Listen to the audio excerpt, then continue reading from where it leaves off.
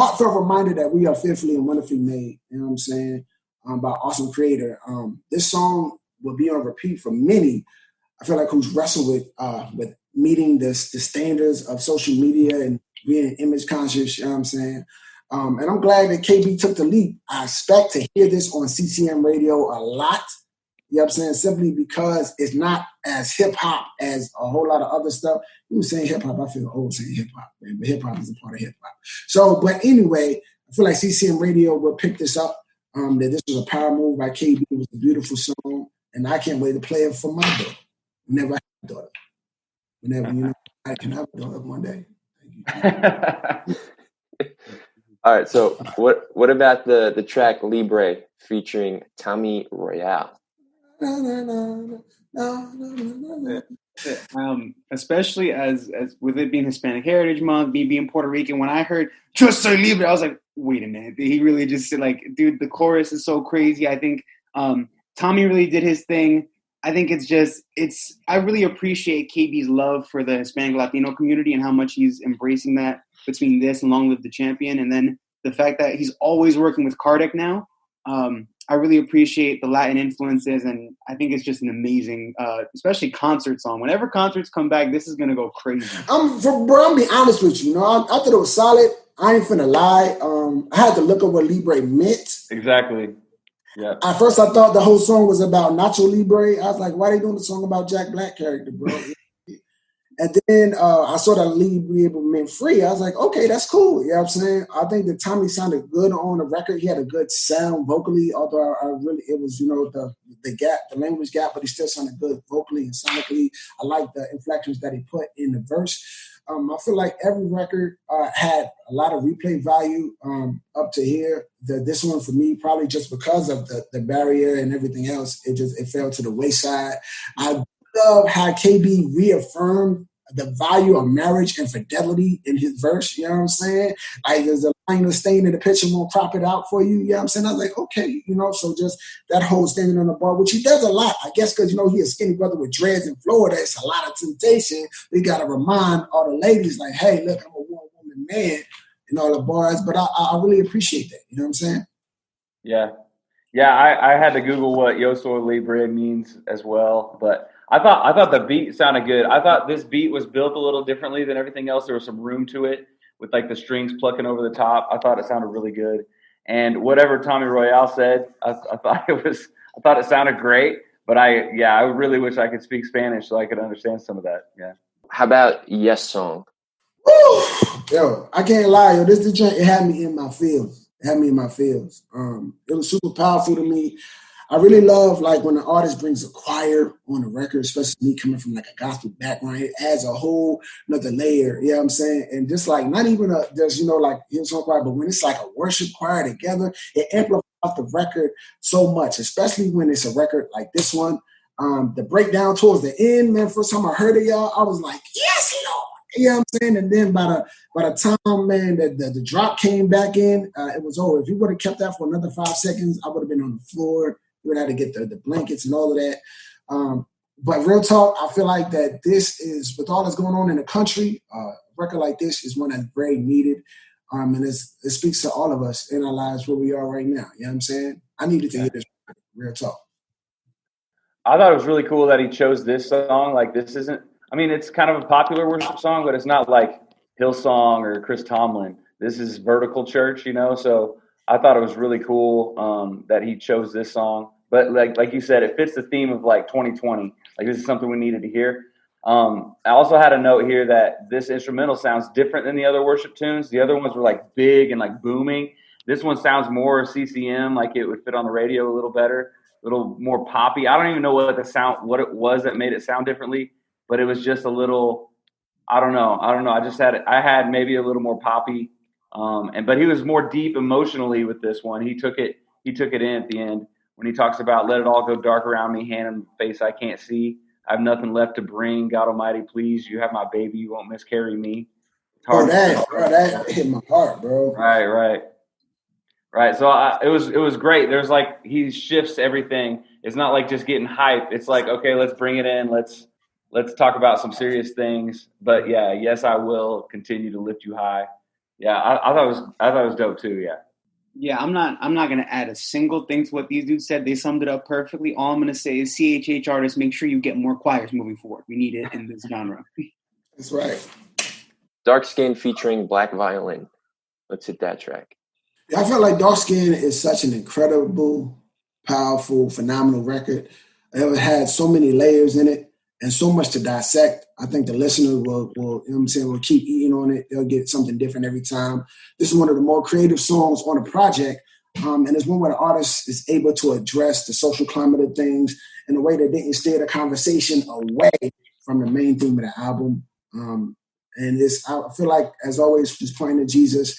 And what's so dope that on top of this, he still had fire bars. I think the whole song was dope, but it was too many quotables, bro. It was too many quotables. Like if they just went to a church on Sunday and just read out this whole song, I think everybody would come to the altar and lay it out. You know what I'm saying? But this joint is powerful. That's good. Yeah. At this point in the album, so keep in mind, I've only listened to this once. But at this point in the album, I'm like, okay, I'm not sure that there's any one song that's built the same. So like he just starts out, it's like that ominous piano tone, and then he just starts flowing over the top of it, and then the beat builds as it goes, you know. Like I'm like, okay, yeah, so we got something for everybody. We had a song with no hook. We got songs that start with choruses. We got songs that start with verses. Like he just keeps switching it, keeping us engaged the whole time. So I really like that about this song. There was so much to chew on for this. Like it was over for me before I even was able to like fathom what he was saying. Like I really thought it was dope, but like I said, I was trying to stay true to the one listen thing, and so I only got to listen to it once, so I can't really speak on it more. Yeah, I mean, I really wanted to reflect back on what Cut said about there being so many quotables, because I think this song has a bunch of them. Then it has such crazy imagery too. Like very early on, KB talks about his daughter trying to wipe away the blackness from her skin, and that's already like, yo, I like that's an insane image. But then you've also got he says, no apologies for the image you were formed in. That image is imported. Yours, the Lord's gift. And then I think the fact that he turns the song over on the church itself, you know, church, are you hearing me? Invest in your neighbors, not conspiracy. How you politicize the mouth of the reverend in a left or a right side up in heaven. Come on, bro. Woo! Downright, bro. I almost crashed because of that bar, bro. Man. But yeah, and then, you know, just yes, I love America, but heaven is the standard. I mean, when he said that, it's like, all right, song's over. That's, you know, the Christians, we gotta take a little personal responsibility here, reflect for a second, and just reevaluate this whole country and this whole world, really. All right, the track We Right Here. Yeah, this one sounded like he brought the gang vocals and the army back from earlier. Mm-hmm. He was just coming at it like just crazy, another big beat. And then I mean, that whole life ain't been the same since flesh died. He kind of repeated that line, but I don't mind. It feels like all these songs point to each other in some way. And so I felt like it kept the congruency of the whole album, like it belongs there. And so I really like, and just again, he's just so good with switching back and forth from the flow to the melodies. Like it's really cool. First of all, Luke, why you gotta be throwing like big college words like congruency in your conversation? You just do reviews. You want to spice it up. You know what I mean? Anyway, listen, for real talk, I thought We Right Here was just okay. You know what I mean? I feel like I know that you groups are gonna eat it up. There's most definitely gonna be a mosh pit records when Consciousness of happen again. Probably what messed it up for me, just like as a producer, like knowing like some of the elements of Not Today Saying was in the production. Like if you listen to how the song started with Not Today Saying, if you take out the horn, they're saying that joint right there, like that. So whatever the sound was, it was the same thing. So I was like, it was almost the baseline for trying to recapture the magic from another record. The producer did his thing on the record, though, and this probably be used at football games and basketball games and bowling tournaments, you know, all across the world. But I guess after a song like Dark Skin, that had me deep thought, I wasn't ready to jump back into the mosh pit. You know what I mean? Yeah, I think definitely what you're saying, Cuz. It's definitely one of these songs that's made for concerts. It not to be overly comparative, but it reminds me a lot of Andy's The Saints with the left, right, left, right, left, right. Like, and then, you know, I think We Right Here does something really similar, but obviously it's KB, so it's totally different. But yeah, I think it's cool. It's just, you know, it is definitely a little jarring to come right after Dark Skin. All right, what are the thoughts on Loyal Till the End?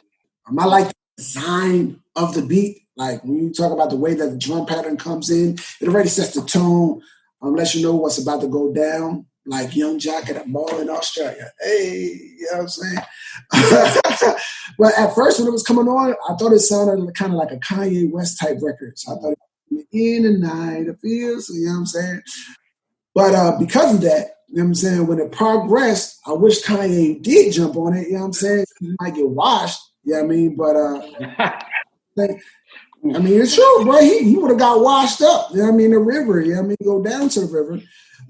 Honestly, I think John Keefe really shined on his joint too. Like he went crazy towards the end, or the verse with the double time, bro. This last 8 bars, his joint was the standout bars, and that's not easy to be like, hey, I got on the record with KB, and I had the verse of the record. You know what I'm saying? No shot to KB, but your boy Youth won this time. Youth and Vigor pulled the trigger. Anything to add? Cut said everything I was gonna say. That's perfect. Because I'm in your mind, bro. I'm Professor X.